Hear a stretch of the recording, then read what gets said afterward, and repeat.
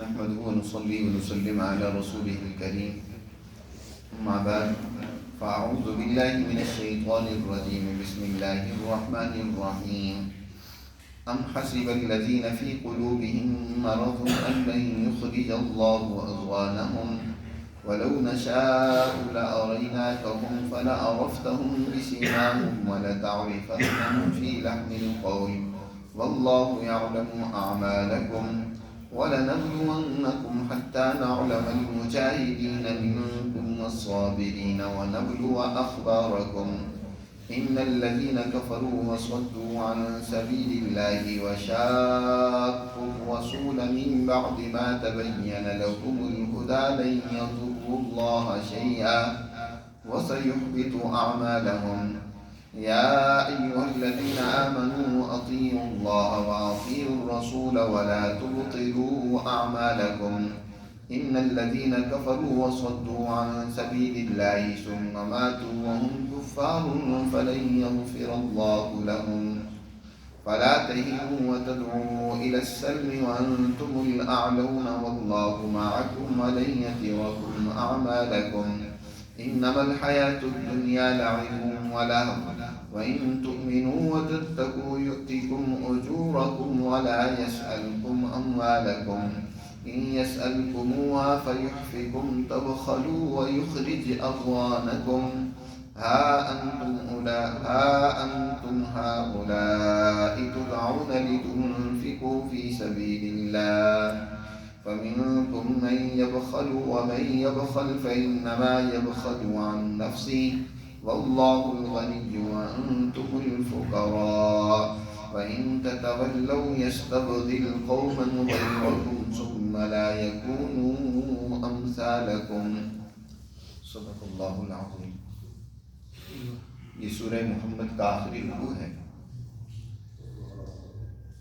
ان آخری آیات مبارکہ میں اللہ سبحانہ و تعالی نے کمزور اہل ایمان یا نام نہاد مسلمان ان کے واقعات و احوال کا تذکرہ فرما رہا ہے. یہ سورت کیونکہ اس کا دوسرا نام سورۃ القتال ہے، جنگ کے قوانین، ضابطے اور اس کے لیے بنیادی تیاری کی ہدایات اور احکامات اس سورہ مبارکہ میں دی گئی.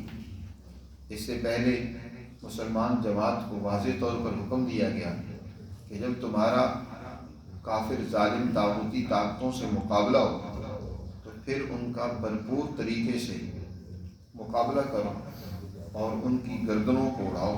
فضرب الرقاب فإذا لقيتم الذين كفروا فضرب الرقاب.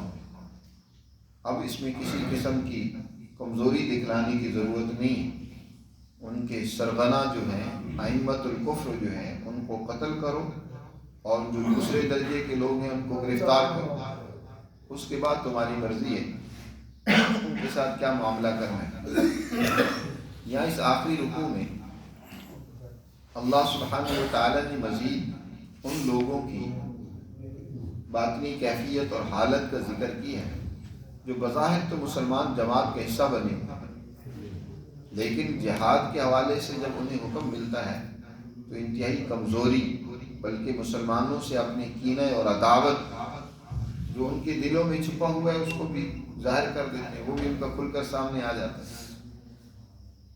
بہت سارے منافق یعنی نام نہاد مسلمان جو سب سے پہلی سچی مسلمان جماعت کا حصہ بن گئے تھے، حالات کے تناظر میں جب انہوں نے دیکھا کہ اب مسلمان جماعت وہ غالب آتی جا رہی ہے، اب ان کی مخالفت سے ہمارا کوئی کام نہیں بنے گا بلکہ ان کے ساتھ مل جانا ہی جو ہے وہ ہمارے لیے دنیا میں بہتری کا سبب ہے، تو وہ بظاہر مسلمان ہو گئے، کلمہ پڑھ لیا.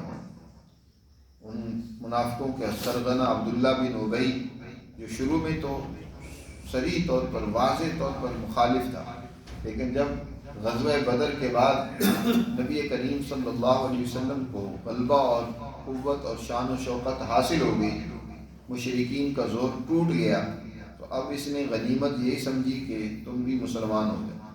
بظاہر مسلمان ہو گیا لیکن باطن میں وہی کینہ، اسلام کی دشمنی، عداوت اور دشمنوں کے ساتھ ساز باز کا عمل وہ موجود ہے. قرآن نے اسی کا یہاں ذکر کرتے ہوئے فرمایا ام حسب الذین فی قلوبہم مرض، کیا وہ لوگ جن کے دلوں میں بیماری ہے، روگ ہے منافقت کا، مفاد پرستی کا، لالچ اور خود غرضی جن کے دلوں میں موجود ہے، وہ یہ سمجھتے ہیں کہ لن یخرج اللہ اضغانہم، کہ اللہ ان کے دلوں کی اس کینے اور عداوت کو باہر نہیں نکالے گا۔ مسلمان اس سے واقف اور خبردار نہیں ہوں گے، منافق لوگ یوں ہی چھپے رہیں گے، ان کے بارے میں سچی مسلمان جماعت کو پتہ نہیں چلے گا۔ وہ یہ سمجھتے ہیں جن کے دلوں میں، یاد رکھو یہاں بیماری ہیں، اللہ نے فرمایا مرض، جیسے جسمانی مرض ہوتے ہیں اسی طرح روحانی امراض بھی ہیں، اور ان روحانی امراض کا علاج بہت ضروری ہے۔ جو لوگ تو یہاں اپنا علاج کر لیتے ہیں تو مرنے کے بعد ان کے لیے ترقیات کے مدارج اور سلسلہ شروع ہو جاتا ہے، وہ اسی طرح اللہ کے قرب میں بڑھتے چلے جاتے ہیں، جنت میں مدارج اور ترقی طے کرتے چلے جاتے ہیں۔ لیکن جن لوگوں نے یہاں اپنا علاج ان باطنی بیماریوں کا نہیں کیا، دل میں منافقت ہے، دل میں حسد ہے، دل میں بد اخلاقی ہے، بے حیائی ہے، اور خرابیاں جو موجود ہیں انسان کے اندر، ان کی فکر نہیں کرتا، ان پر قائم رہتا ہے، تو پھر یاد رکھیں ان کے ازالے کے لیے پھر مرنے کے بعد ایک علاج کا سلسلہ شروع ہوتا ہے۔ قبر میں علاج ہوتا ہے، سختی ہوتی ہے ان لوگوں پر جن کی وہ بد اخلاقیاں، وہ بیماریاں وہ ان سے دور نہیں۔ اگر بہت زیادہ سخت ہو چکی تھی، کرونک ڈیزیز بن چکے تھے، تو پھر قبر میں بھی اگر ان کی ان بیماریوں کا علاج نہیں ہوا تو پھر جہنم میں ان کو ڈالا جائے گا، ان کے علاج کے لیے وہ شفا خانہ ہے۔ تو جنہوں نے کچھ فکر کر رکھی تھی اپنی اس علاج اور اصلاح اور تربیت کی، تو وہ تو پھر جہنم میں بھی پاک صاف ہو جائیں گے۔ لیکن جنہوں نے اپنا مقصد ہی یہی بنا رکھا تھا، اپنی صلاحیتیں مسلسل خرابی کی وجہ سے، مخالفت کی وجہ سے، نافرمانی کی وجہ سے ختم کر لی، تو ان کا علاج جہنم میں بھی نہیں ہوگا، پر ان کو جہنم میں ڈال کر پھر ان کو بھلا دیا جائے اور پھر وہ وہیں سڑتے جلتے اور گلتے رہیں۔ یہ منافق جو ہوتے ہیں ان کا یہی حال ہوگا کہ یہ جہنم میں وہیں گلتے سڑتے رہیں گے، ان کا علاج وہاں بھی نہیں ہوگا۔ تو اللہ نے ارشاد فرمایا لن یخرج اللہ اضغانہم، جن کے دلوں میں بیماری ہے تو کیا اللہ ان کی اس بیماری کو ظاہر نہیں کرے گا؟ دنیا میں بھی ان کی منافقت ظاہر ہوگی، آخرت میں تو پھر ان کی منافقت جہنم میں ظاہر ہوگی۔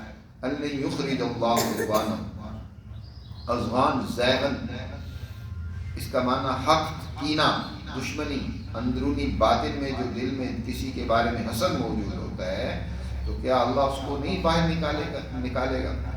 وَلَوْ نَشَاءُ لَأَرَيْنَاكُمْ، اے پیغمبر اگر ہم چاہیں تو لَأَرَيْنَاكُمْ، یقیناً ہم نے آپ کو ان کے بارے میں بتا تو دیا ہے، دکھلا دیا آپ کو کہ منافق کون کون سے۔ لَأَرَيْنَاكُمْ، ان منافقوں کے بارے میں ہم نے آپ کو بتا دیا۔ اس آیت کے بعد یہ جو آیت ہے پہلے اس کا ترجمہ سن لیا جائے۔ فَلَعَرَفْتَهُمْ بِسِيمَاهُمْ، یقیناً آپ ان کو پہچانتے ہیں ان کی پیشانیوں سے، ان کے چہروں سے۔ فَلَعَرَفْتَهُمْ بِسِيمَاهُمْ، یہ ترجمہ کیا ہے حضرت شیخ الہند مولانا محمود حسن رحمۃ اللہ علیہ نے کہ لَأَرَيْنَاكُمْ، کہ ہم نے آپ کو ان منافقوں کے بارے میں بتا دیا،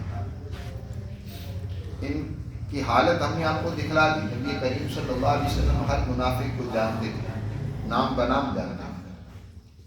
فَلَعَرَفْتُمْ بِسِيمَاهُمْ، ہم نے تو بتا دیا ہے، آپ اور آپ کی جماعت ان کے چہروں سے بھی پہچانتی ہیں، چہروں سے بھی پہچانتی ہے، چہروں سے بھی پتہ چل جاتا ہے کہ یہ منافق ہے، آپ ان کو پہچانتے ہیں۔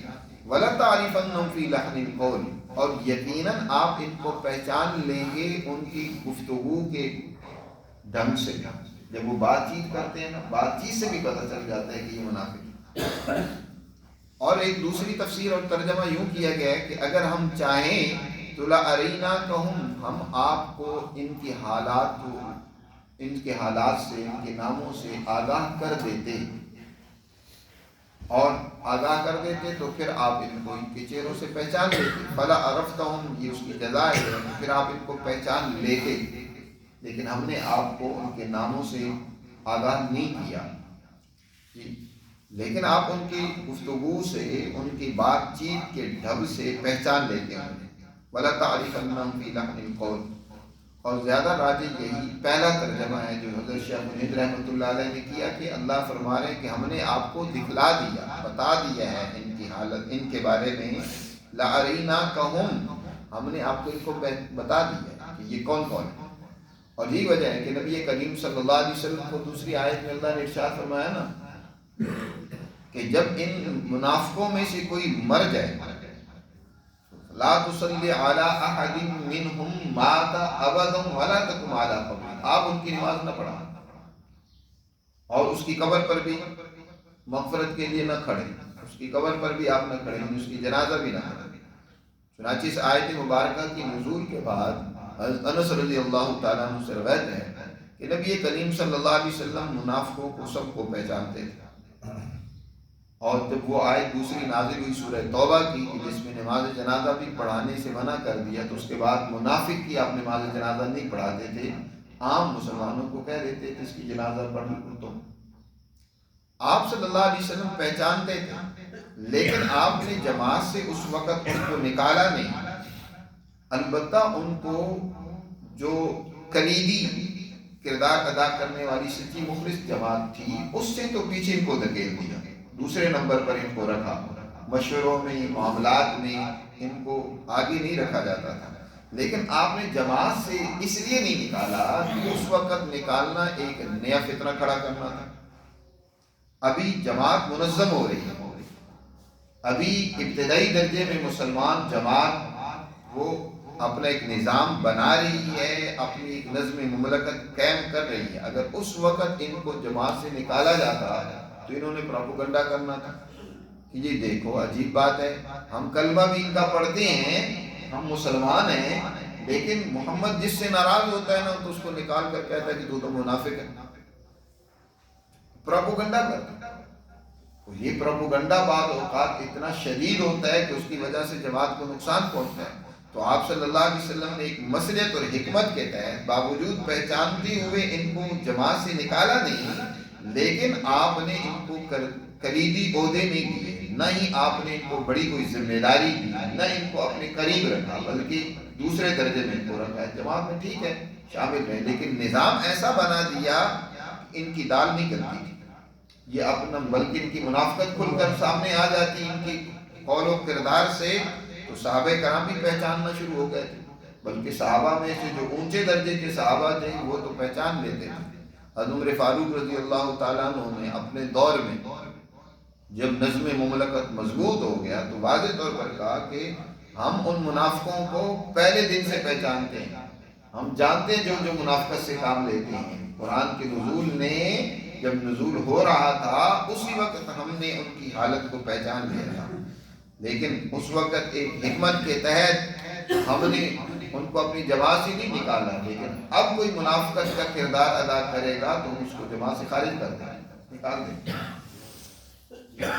اب کیونکہ واضح کوئی ہمارے پاس اس حوالے سے ثبوت اور دلیل تو نہیں ہوتی کسی کی منافقت کی، اس لیے اب فتویٰ لگانا کہ فلاں منافق ہے یا کسی کو منافق کہنا یہ درست نہیں ہے.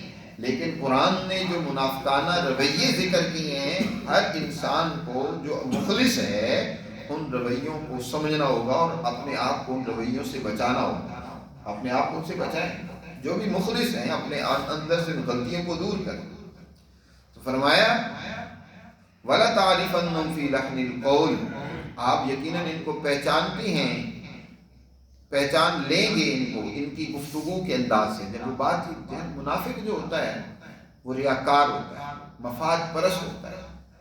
اس کی جب بات چیت سے پتہ چل جاتا ہے کہ یہ اپنی بات میں کتنا سچا ہے، کتنا مخلص ہے، کہاں اس کا مفاد چھپا ہوا ہے. جو گہری سوچ رکھنے والے ہوتے ہیں، جیسے ماہر ہوتے ہیں نا، جسمانی امراض کے ماہر ہوتے ہیں، جتنا کوئی ماہر ڈاکٹر ہوتا ہے اتنی وہ بیماری کو جلدی پہچان لیتا ہے کہ یہ فلاں قسم کی بیماری. اسی طرح جو روحانی معالجین ہوتے ہیں نا، جو اس میں مہارت رکھتے ہیں، وہ انسان کو پہچان لیتے ہیں. کتنے بڑے بڑے اولیاء اللہ ایسے ہوتے ہیں کہ ان کی مجلس میں جب کوئی آتا تھا تو پہچان لیتے تھے یہ کس نظریے سے آیا، اس کی کیا سوچ ہے، یہ کس کیٹیگری کا آدمی ہے، پہچان لیتے ہیں. تو فی لحن القول، یقیناً آپ ان کو پہچان لیں گے، ان کی گفتگو کے انداز سے پہچان لیں گے کہ یہ کون ہے، یہ منافق ہیں یا یہ سچے واقعی مخلص مسلمان ہیں۔ واللہ یعلم اعمالکم، اللہ خوب جانتا ہے ان کے اعمال کو، یہ جو عمل کر رہے ہیں نا تمہارے ساتھ، نماز پڑھتے ہیں، دیگر ذکر و اذکار اور کچھ کاموں میں شریک ہوتے ہیں، تو کس طرح اوپرے دل سے یہ شریک ہوتے ہیں اور کتنا اس میں ان میں خلوص ہے، اللہ اس کو خوب جانتا ہے۔ اللہ نے ان کی آزمائش کے لیے ایک کسوٹی اور مقرر کر دی ہے، جس سے ان کے اور آپ کے درمیان میں امتیاز ہو جائے گا، آپ کی سچی مخلص جماعت کے درمیان میں فرق پڑ جائے گا۔ وہ یہ ہے کہ جب آپ جہاد کا حکم دیتے ہیں تو جو مخلص ہوتے ہیں اس جہاد میں وہ اپنی جان کو بھی لگاتے ہیں، اپنے مال کو بھی خرچ کرتے ہیں، وہ ہر طرح کی قربانی کے لیے تیار ہیں۔ اور جو منافق ہوتے ہیں وہ بہانے کرتے ہیں، وہ کوئی نہ کوئی عذر تراشتے ہیں، وہ بچنے کی کوشش کرتے ہیں۔ جہاد کے نام سے تو انہیں موت آتی ہے۔ پیچھے گزرا ہے نا کہ جب آیت مبارکہ جہاد سے متعلق نازل ہوئی، ان پر خوف و دہشت ایسے طاری ہوا کہ اب جنگ میں گئے تو مارے جائیں گے، اور آپ کی طرف یوں ٹک ٹکی باندھ کر دیکھتے ہیں جیسے موت کی غشی ان پر طاری ہو۔ نظر المغشی علیہ من الموت، یہ کہا گیا۔ تو اللہ نے فرمایا وَلَنَبْلُوَنَّكُمْ، ہم ضرور تمہاری آزمائش کریں گے، یہاں تک کہ ہم جان لیں المجاہدین منکم، جو تم میں سے اللہ کے دین کے غلبے کے لیے کوشش اور جدوجہد کرنے والے ہیں اور اس میں ثابت قدم رہنے والے، والصابرین، اور پوری استقامت کے ساتھ ہیں اللہ کے دین کے غلبے کے لیے کوشش اور جدوجہد کرنے والے ہیں۔ وَنَبْلُوَ أَخْبَارَكُمْ، اور تمہاری خبریں ہم جانتے ہیں، تمہارے حالات سے ہم واقف اور آگاہ ہیں۔ اندرونی جماعت کا نظم و نسق بھی ایسا ہونا چاہیے کہ جماعت کا جو سربراہ ہے اس کو اپنی جماعت کے تمام ورکروں کا پتہ ہو کہ کون کس درجے کا، کتنا کوئی مخلص ہے۔ یہ نہیں ہے کہ جو چاہے اس میں آ جائے اور اندر آ کے سازشیں کرتا رہے اور اس کے حالات کا کوئی پتہ ہی نہ ہو۔ مسلمان ایسے کوئی بھولے بالے نہیں ہوتے، وہ سمجھدار ہوتے ہیں، وہ پتہ ہوتا ہے کہ اندرونی جماعت میں کون سے لوگ سچے اور مخلص اور جماعت کے خیر خواہ ہیں اور کون منافقت کے نظریے سے آئے ہیں، جاسوسی کے نظریے سے آئے ہیں، کون اپنے مفادات لے کر آئے ہیں۔ بہت سارے دشمن بھی تو اپنے افراد اندر شامل کر لیتا ہے، تو یہ نہیں ہوتا کہ مسلمانوں کو ان کے بارے میں پتہ ہی نہ ہو۔ فرمایا وَنَبْلُوَ أَخْبَارَكُمْ، تمہاری خبروں کو ہم جانتے ہیں، تم کیا جاسوسی کرتے ہو دشمن کے لیے، مسلمان جماعت کے معاملات دوسروں تک پہنچاتے ہو، ہم جانتے ہیں۔ اور اللہ جانتا ہے تو اللہ کو ماننے والی مسلمان جماعت بھی جانتی ہے، اس کو پہچانتی ہے۔ یہ الگ بات ہے کہ بعض اوقات حکمت کے پیش نظر ان کو قبول کیا جاتا ہے، لیکن ان کی وہ سازشیں کامیاب نہیں ہونے دی جاتی۔ ان الذين كفروا وصدوا عن سبيل الله وشاقوا الرسول من بعد ما تبين لهم الهدى لن يضروا الله شيئا، بے شک وہ لوگ جنہوں نے اللہ کی تعلیمات کا انکار کیا اور انہوں نے انسانیت کو اللہ کے راستے پہ چلنے سے روکا، صرف انکار ہی نہیں کیا بلکہ وہ انسانیت کے لیے رکاوٹ بن گیا۔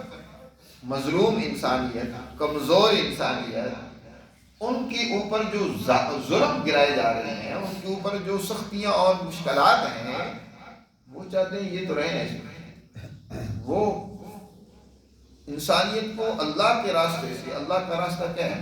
انسانیت کی محبت کا راستہ ہے، اللہ کا راستہ انسانیت کی ہمدردی کا راستہ ہے، اللہ کا راستہ عدل و انصاف کا راستہ ہے، دنیا میں نیکیوں کے فروغ کا، امن کا، مساوات کا راستہ ہے، تقویٰ کا راستہ ہے۔ تو اس پر انسانیت کو نہیں چلنے دینا چاہتے، وہ صرف اپنا غلبہ اور تسلط رکھنا چاہتے ہیں، اپنی بدماشیاں قائم رکھنا چاہتے ہیں۔ وہ چاہتے ہیں کہ جس طرح نظام چل رہا ہے اسی طرح چلتا رہے، کہ ہماری حکمرانی قائم رہے۔ تو فرمایا جو لوگ اللہ کے راستے سے انسانیت کو روکتے ہیں اور وشاق الرسول، اور رسول اللہ صلی اللہ علیہ وسلم کی مخالفت کرتے ہیں، من بعد ما تبین لهم الہدی، بعد اس کے کہ ان کے سامنے ہدایت کا، کامیابی کا، سچائی کا راستہ واضح ہو چکا ہے۔ حق کیا ہے، اللہ کی تعلیمات کیا ہیں، یہ واضح ہونے کے باوجود پھر وہ کیا کرتے ہیں؟ مخالفت کرتے ہیں۔ تو یاد رکھیں لن یضر اللہ شیئا، وہ اللہ کا ہرگز کچھ بھی نہیں بگاڑ سکے گا۔ اللہ کا کیا نقصان، وہ اپنا نقصان کر رہے ہیں۔ وَسَيُحْبِطُ أَعْمَالَهُمْ، ان قریب ان کے اعمال ضائع کر دیے جائیں گے۔ ان کی جس قدر کوشش ہے دین اسلام کو مغلوب کرنے کے لیے، مسلمانوں کو نقصان پہنچانے کے لیے، وہ ان کے کام نہیں آئے گی، کوشش ضائع اور رائے گاہ جائے گی۔ اور دوسرا اعمال سے مراد نیک اعمال بھی ہو سکتے ہیں کہ منافق جو کچھ نیک کام کرتا ہے نا، اگلے درجے کا وہ کام کرنے کو تیار نہیں ہے۔ ابتدائی درجے کے کام جس میں کوئی جان کی مال کی قربانی نہیں دینی پڑتی، نماز پڑھ لیتا ہے، ذکر کرتا ہے، ان میں کچھ لگتا نہیں ہے۔ اگلے درجے کا کام جب اسے کہا جاتا ہے نا کہ اللہ کے دین کے غلبے کے لیے نکلو، اس وقت اسے موت آتی ہے۔ تو فرمایا اس کی یہ پہلے اعمال بھی ضائع ہو جاتے ہیں، کسی کام نہیں ہے۔ یاد رکھو کامیابی کے لیے ضروری ہے کہ آپ ہر عمل کے بعد اگلے درجے کا جو عمل ہے اس کو بھرپور طریقے سے سر انجام دیں، تب آپ کامیاب ہوں۔ اگر آپ ابتدائی درجے کا کام کسی بھی مقصد کو حاصل کرنے کے لیے کر کے بیٹھ جائیں تو پھر آپ کامیاب نہیں ہوں گے۔ میں نے اس کی مثال دی تھی کہ ایک کسان وہ اگر چاہتا ہے کہ اچھی فصل حاصل کرے تو اس کے لیے ضروری ہے کہ زمین کو نرم کرے، اس میں بیج ڈالے، پھر پانی لگائے، پھر اس کی حفاظت کرتا ہے، پھر وقت پر اس کو کاٹ لے۔ لیکن اگر وہ زمین کو نرم کرتا ہے، بیج بھی ڈال دیتا ہے، پھر بیٹھ جاتا ہے، اگلا کام نہیں کرتا، یعنی اس میں پانی نہیں لگاتا، یا پھر دشمن سے حفاظت نہیں کرتا، پانی بھی لگا دیا، دشمن سے حفاظت نہیں کرتا، تو پھر وہ سارا اس کا پہلا عمل کیا ہو جائے گا؟ ضائع ہو جائے گا، پہلی محنت رائے گاہ جائے گا۔ تو اسی طرح ایک مسلمان وہ اگر ایک کام ابتدائی درجے کا تو کرتا ہے جو تمہیدی کام ہے، جو انسان کے اندر تربیت پیدا کر رہا ہے، اگلے کام کے لیے اسے تیار کرنے کے لیے جو ابتدائی کام ہے وہ تو کر رہا ہے، لیکن اگلے درجے کا کام کرنے کو تیار نہیں ہے، تو اللہ کہتا ہے اس کا پہلا کام بھی ضائع ہو جائے گا۔ وَسَيُحْبِطُ أَعْمَالَهُمْ، ان کے اعمال اب تو ضائع کر دیے جائیں۔ آج مسلمان دنیا میں دین اسلام کے غلبے کے لیے قربانی دینے کو تیار نہیں ہے۔ نفلیں پڑھا لو، ذکر و اذکار کروا لو، تلاوتیں کروا لو، لیکن اس قرآن کا عملی نظام قائم کرنے کی سوچ تک نہیں ہے، اس کے لیے فکر ہی نہیں ہے۔ اور یہ بات بھی یاد رکھیں، جہاد میں عملی طور پر جنگ میں میدان میں ہر ایک مسلمان نہیں شریک ہوتا، اس کے لیے تو وہی جائے گا جو لڑنے کے قابل ہے، جس میں اس کی ٹریننگ اور صلاحیت ہے، لیکن دین کے غلبے کے لیے جد و جہد میں شریک ہونا ہر ایک پر فرض ہے، چاہے وہ بوڑھا ہے، چاہے وہ عورت ہے، چاہے وہ بچہ ہے۔ اس کے غلبے میں شریک یوں ہونا کہ اس دین اسلام کے غلبے کی بات کرے، پراپوگنڈا دشمن کے خلاف کرے، جو سازشیں کر رہے ہیں ان کے خلاف بات کرے، یہ بھی اس میں شرکت ہوتی ہے۔ صرف یہی نہیں ہوتا کہ ہر جگہ پر تلوار ہی چلانی ہوتی ہے، کہیں مال کی ضرورت ہے تو مال خرچ کرے، کہیں اور گفتگو کے ذریعے سے، پراپوگنڈے کے ذریعے سے دشمن کی اس پراپوگنڈے کے وار کو روکنے کی ضرورت ہے تو وہ درست ہی پراپوگنڈا یہ کرے، ان کے پراپوگنڈے کا جواب دے، اس کی خرابیوں کو ظاہر کرے، اس کو بیان کرے، دشمن کی چالاکیوں اور مکاریوں کو عیاں کرے۔ یہ بھی جہاد کیسا ہے جی؟ مسلمان جماعت اپنے اپنے درجے میں رہتے ہوئے اپنا کردار ادا کرتی ہے۔ اگر وہ کردار ادا نہیں کر رہی ہو کہ ٹھیک ہے جو کچھ ہو رہا ہے دنیا میں ہونے دیں، بس ہم تو یہ اپنے اللہ اللہ کر کے نماز پڑھ کے بس جنت میں پہنچ جائیں گے، تو ابھی بہت پیچھے ان کے یہ عمل بھی قرآن کہتا ہے وَسَيُحْبِطُ أَعْمَالَهُمْ، ان کے اعمال ضائع کر دیے جائیں۔ اللہ تنبیہ کر رہا ہے، اس لیے اپنی سوچ اور فکر دین کے غلبے کی بنانی چاہیے۔ خود قرآن نے حضور صلی اللہ علیہ وسلم کو یہ جو سچا دین دے کر بھیجا ہے، مقصد واضح کر دیا، ہم نے اس لیے بھیجا ہے کہ وَالَّذِي أَرْسَلَ رَسُولَهُ بِالْهُدَى وَدِينِ الْحَقِّ لِيُظْهِرَهُ عَلَى الدِّينِ كُلِّهِ، دنیا کے تمام باطل اور ظالم نظاموں پر اس دین کو غالب کرنا، یہ آپ کا مقصد ہے۔ اس لیے ہم نے دنیا میں آپ کو رسول بنا کر ہدایت دے کر بھیجا۔ اللہ نے واضح کر دیا کہ آپ دنیا میں کس لیے آئے؟ دین کے غلبے کے لیے۔ اب اس میں آپ نے کردار ادا کیا، صرف نماز روزے ہی کافی ہوتا تو آپ صلی اللہ علیہ وسلم لشکر کشی نہ کرتے، آپ نے کتنی جنگوں میں خود حصہ لیا، اور آپ صلی اللہ علیہ وسلم نے اپنی جماعت کو بھیجا، ہر ایک میدان میں آپ صلی اللہ علیہ وسلم نے کردار ادا کیا۔ آج ہم اس مسلمان اس کو بھولے ہوئے، تو اللہ سبحانہ و تعالیٰ یہاں اس بات کی طرف توجہ دلا رہے ہیں، اس لیے اگلی آیت میں خاص طور پر ایمان والوں کو مخاطب کر کے فرمایا یا ایھا الذین آمنو، اے ایمان والو، اطیعوا اللہ و اطیعوا الرسول، اللہ کی بات مانو، اللہ کے رسول کی بات مانو، جو وہ دین کے غلبے کے لیے کردار ادا کر رہے ہیں، اس میں جس قربانی کی ضرورت ہے اس میں حصے دار بنو، وَلَا تُبْطِلُوا أَعْمَالَكُمْ، اپنے عملوں کو باطل اور ضائع نہ کرو، جو تم نے ابتدائی درجے کے کام کیے ہیں اب ان کو ضائع کرنے اگلے درجے میں ان کا ساتھ نہیں دے رہے ہو، وَلَا تُبْطِلُوا أَعْمَالَكُمْ، اپنے اعمال کو ضائع نہ کرو، اس میں حضور کا کہا مانو، ان کا ساتھ دو، وَلَا تُبْطِلُوا أَعْمَالَكُمْ، عبارت النص تو اسی کے لیے ہے جو میں نے بیان کر دی ہے کہ انسان کو جہاد کے لیے، دین کے غلبے کے لیے کردار ادا کرنا ہے، وگرنہ اس کا پہلا عمل بھی ضائع اور رائگاں جائے گا۔ بعض فقہا نے اس سے ایک اور قاعدہ اور اصول بھی اخذ کی ہے جو بطور اشارت النص کے اس سے ثابت ہوتا ہے۔ یہ اصطلاحات ہیں اصول فقہ کی، اہل علم اس کو سمجھتے ہیں۔ اشارت النص سے جو ایک مسئلہ یا فقہی اصول سامنے آتا ہے وہ یہ کہ کوئی بھی نیک عمل انسان شروع کر دے تو اس کو باطل نہیں کرنا چاہیے، اس کو پورا کرنا ضروری ہے۔ اگر کسی وجہ سے اس کو باطل کرنا پڑ جائے تو پھر اس کی قضا ضروری ہو جاتی ہے۔ مثلا نفل نماز ہے، ضروری نہیں ہے کہ لازمی پڑھے انسان، اللہ نے اس میں اختیار دیا ہے، لیکن کسی نے نفل نماز شروع کر دی ہے، اب اس کو درمیان میں توڑنا ٹھیک نہیں ہے، پورا کرنا ضروری ہے۔ لیکن اگر کسی وجہ سے وہ ٹوٹ گئی، وضو ٹوٹ گیا، تو وہ کہے نفل ہی تھے، چلو میں اب نہیں پڑھتا، نہیں، اب اسے وہ نفل قضا کرنے آ گیا، اسے پورے کرنا۔ نفلی روزہ ہے مثلا، اب کسی کے لیے ضروری نہیں ہے کہ لازمی رکھے نفلی روزہ، لیکن اگر کسی نے شروع کر دیا، آدھے دن میں آ کر بھوک لگی تو وہ کہتا ہے یار کوئی نہیں، نفلی ہی تھا، میں چھوڑ دیتا ہوں، کھانا کھا لیتا ہوں، کیا ہوا؟ نہیں، اب اس عمل کو پورا کرے، اس کو توڑے نہیں۔ اب اگر توڑے گا تو اس کی قضا کرنی ہے، وہ لازم ہو گیا۔ شروع کرنے کے بعد جب ایمان لے آئی مسلمان جماعت، ایمان لانے کے بعد دین اسلام کا پورا پروگرام، اس کا ہر عمل اگلے عمل کے لیے اس کو تیار کر رہا ہے، آگے بڑھنے کی ترغیب دے رہا ہے۔ اب پہلا کام کرتا ہے، اگلے کام کو نہیں کرتا، یہ بہت بڑی غلطی اور کمزوری کی بات ہے۔ وہ پہلے عمل کو بھی نقصان پہنچا رہا ہے، ضائع کر رہا ہے۔ تو فرمایا وَلَا تُبْطِلُوا أَعْمَالَكُمْ إِنَّ الَّذِينَ كَفَرُوا وَصَدُّوا عَن سَبِيلِ اللَّهِ، بے شک وہ لوگ جنہوں نے اللہ کی تعلیمات کا انکار کیا اور انسانیت کو اللہ کے راستے سے روکا، وَصَدُّوا عَن سَبِيلِ اللَّهِ، یاد رکھو قرآن جس کافر کے اوپر سخت ضرب لگاتا ہے، بار بار اس کا قُلْ يَا أَيُّهَا الْكَافِرُونَ جن کو خطاب کر کے جن کی مذمت کرتا ہے، اس سے مراد وہی کافر ہے اصل میں، وَصَدُّوا عَن سَبِيلِ اللَّهِ، جو انسانیت کو اللہ کے راستے سے روکتا ہے۔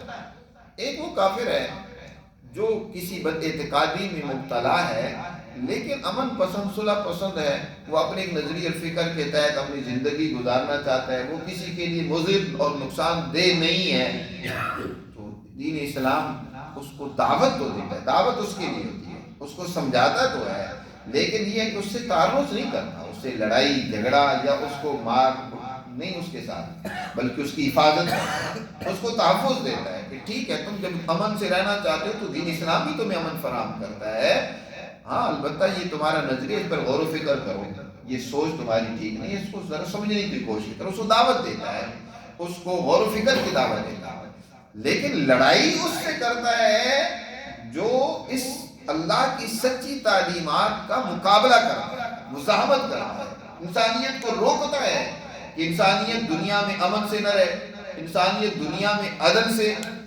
نہ رہے، دنیا میں معاشی غربت ہو، تنگ دستی ہو، ظلم، فساد، بدامنی کو پھیلانا چاہتا ہے، تو دین اسلام ان کے خلاف لڑنے کا، مزاحمت کرنے کا حکم دیتا ہے۔ تو یہاں اسی لیے بار بار آیات میں خود قرآن نے وَصَدُّوا عَن سَبِيلِ اللَّهِ کا لفظ ذکر کیا ہے، سورت کے آغاز میں بھی اس کو ذکر کیا اور یہاں بھی بار بار یہ آیات اس طرح آ رہی ہیں کہ بے شک وہ لوگ جنہوں نے اللہ کی تعلیمات سے انکار کیا اور انسانیت کو اللہ کے راستے سے روکا، وَصَدُّوا عَن سَبِيلِ اللَّهِ ثُمَّ مَاتُوا، پھر وہ اسی حال میں مر گئے، وَهُمْ كُفَّارٌ، وہ کافر ہی ہے، وہ اللہ کی تعلیمات کے منکر ہیں، اور انسانیت کے دشمن ہیں تو فَلَن يَغْفِرَ اللَّهُ لَهُمْ، اللہ ان کی ہرگز مغفرت نہیں کرے گا جی، اور جہنم میں ہی یہ پڑے رہیں گے۔ فَلَا تَهِنُوا وَتَدْعُوا إِلَى السَّلْمِ وَأَنْتُمُ الْأَعْلَوْنَ۔ مزید اللہ سبحانہ و تعالی یہاں مسلمان جماعت کو ہدایت دیتا ہے، اس پر انشاءاللہ اگلے درس میں بات کریں گے، ابھی بھی درس قدر لمبا ہو گیا۔ اللہ نے دین کی سمجھ نصیب